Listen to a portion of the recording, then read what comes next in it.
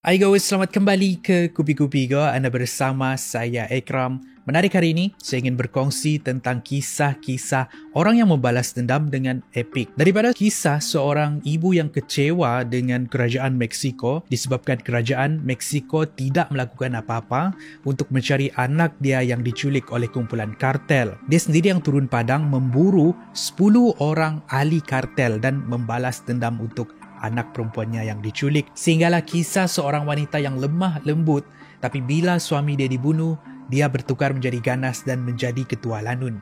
Itu adalah perkongsian kita pada hari ini. Ini adalah 5 kisah membalas dendam yang epik.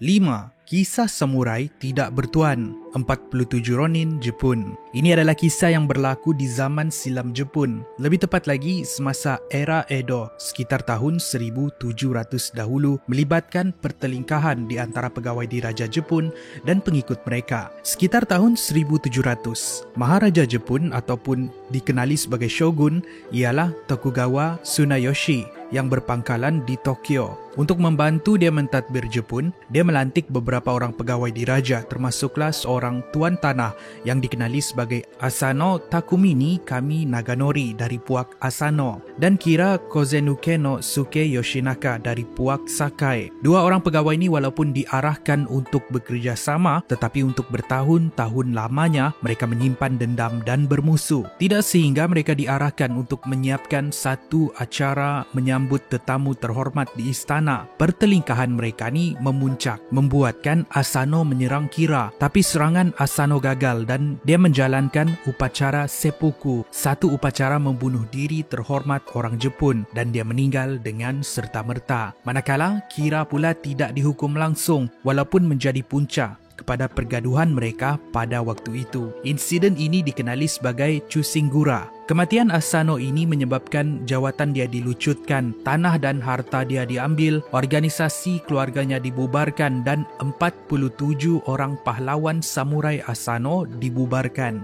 menjadikan mereka Ronin. Ronin ialah terma untuk pahlawan samurai yang tidak bertuan. Setahun selepas itu, Ronin-Ronin ini diketuai oleh Oishi Kuranasuke merancang untuk menyerang istana Kira untuk membalas dendam. Berlakulah pertempuran yang sengit di antara 47 Ronin ini dengan pahlawan samurai Kira. Mereka akhirnya berjaya memancung kepala Kira. Mereka membawa kepala ini ke kuburan tuan mereka sebelum meletakkan kepala tersebut di atas kuburan. 47 orang Ronin ini akhirnya menyerah diri dan seperti juga tuan mereka Asano, kesemua mereka melakukan ritual membunuh diri terhormat seppuku. Itulah kisah membalas dendam 47 Ronin. 4. Jai Singh dan Rolls-Royce, India. Dari kisah membalas dendam yang dramatik, sekarang kita tengok kisah membalas dendam yang lucu. Ada sebuah kisah yang berlaku pada tahun 1920 dahulu, melibatkan seorang Maharaja India dikenali sebagai Jai Singh yang pergi ke kedai Rolls-Royce di London. Sebagai seorang Maharaja, semestinya wang ringgit bukan masalah bagi dia. Tetapi ketika berada di situ, dia yang datang dengan berpakaian biasa dilayan dengan buruk oleh penjual. Dia tidak dilayan, malah ditertawakan bila dia meminta untuk memandu uji. Dia keluar dari situ dan kembali semula pada keesokan harinya. Dia mengejutkan kesemua mereka di situ dengan membeli 7 buah kenderaan Rolls-Royce sebelum menghantar kesemuanya balik ke India. Di India pula, dia menjadikan Rolls-Royce yang dibeli sebagai kenderaan pemungut sampah dan menyapu sampah sebagai penghinaan kepada jenama Rolls-Royce. Namun begitu, kisah ini bukanlah kisah benar. Ini hanyalah kisah rekaan yang popular. Jai Singh tidak pernah dilayan dengan buruk dan dia tidak pernah menjadikan kenderaan Rolls-Royce sebagai kenderaan memungut sampah. Gambar yang anda lihat ni memang sebuah gambar yang betul. Memang mereka ada mengikat penyapu di depan kenderaan Rolls-Royce, tetapi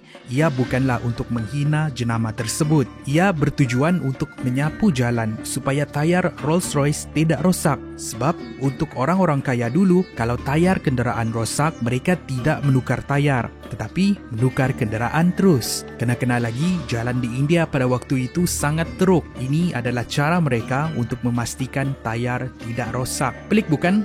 Itulah kisah Jai Singh dan Rolls-Royce. 3. Ibu yang turun padang menangkap pembunuh anak. Miriam Rodriguez, Meksiko. Ini adalah sebuah kisah epik yang tragis melibatkan seorang wanita yang dikenali sebagai Miriam Rodriguez. Anak perempuan Miriam yang berumur 20 tahun diculik pada tahun 2014 oleh kumpulan kartel di Meksiko. Sejak dari hari itu dia meminta bantuan pihak berkuasa Meksiko untuk mencari anak perempuannya, tetapi tiada tindakan yang dilakukan sehinggalah dia dimaklumkan yang anak perempuannya sebenarnya telah meninggal dunia. Kecewa dengan kerajaan, dia memulakan siasatannya sendiri. Dia menubuhkan satu organisasi yang terdiri dari orang awam dan objektif mereka ialah untuk memburu pengedar dadah dan merungkaikan kegiatan jenayah mereka di sekitar Meksiko. Selama 3 tahun, dia sendiri turun padang. Dia menukar warna rambut, mengubah personaliti dan berlakon sebagai salah seorang penjenayah untuk dekat dengan penjenayah-penjenayah yang lain. Dia kemudian akan mencatat nama, alamat dan kegiatan harian mereka sebelum menyerahkan maklumat-maklumat ini sebagai bukti untuk menangkap mereka. Dia dapat mengenal pasti 10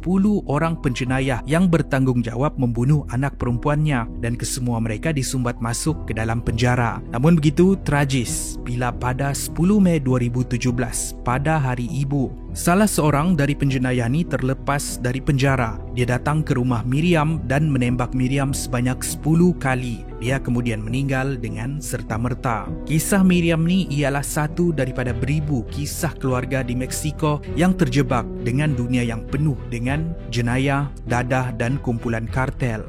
Itulah kisah membalas dendam Miriam.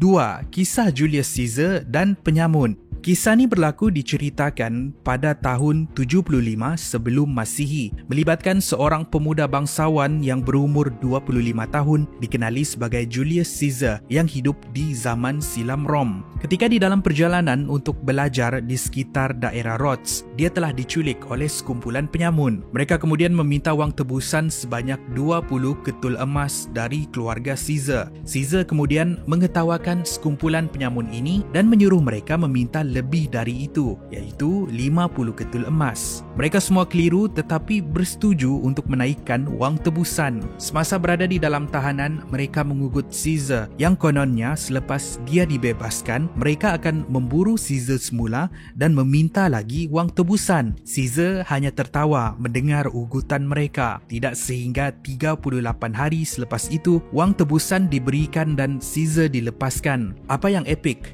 Bila kembali ke Rom, dia mengumpul bala tenteranya dan pergi semula ke tempat penyamun-penyamun tersebut berada. Mereka kemudian menyerang dan menangkap penyamun-penyamun ini. Kali ini, para penyamun pula yang menjadi tahanan. Tidak beberapa lama dipenjarakan, mereka semua kemudian dihukum mati. Caesar kemudian menjadi seorang yang penting di dalam kerajaan Rom, menjadi jenderal tentera Rom dan menjadi pemerintah Rom dari tahun 49 sebelum Masihi sehingga tahun 44 sebelum Masihi.